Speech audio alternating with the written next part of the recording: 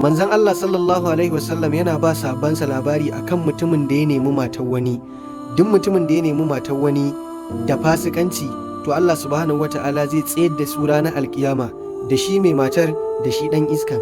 Sai Allah subhanahu wata'ala ya ce da mijin wannan matar, kuz min hasanatihi ma shi'ita, ɗibi kwakusai dumbuji daga cikin ladan shi wannan da ya ci amana ka a duniya, yadda ka ga dama, yadda ka so, duk yadda kake so, ga aikin ladan sa nan ɗibi.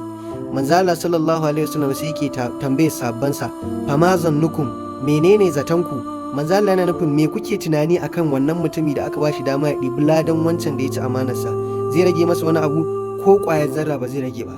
Kaga wannan hadisin yana nuna cewa duk mutumin da ya ci amanar dan uwansa, ko ya nemi matar aure da zina ko da fasikanci, to lalle wannan mutumin idan ya wasa ƙarshen sa wutar jahannama, domin za a ba wa wanda ka ci amanarsa a gidan duniya damar ya ɗiba abin da yake so na ladanka. Ko ni aka ba wannan damar, wallahi ba zan barka da daidai ƙwayar zarra ba.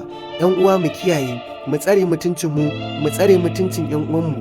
Zunubin ya fi girma, in ji manzon Allah, idan mutum ya kasance ɗan uwanka ne na jini ko kuma makocinka, domin ka keta alfarmar yan uwantaka kuma ka keta alfarmar makotaka.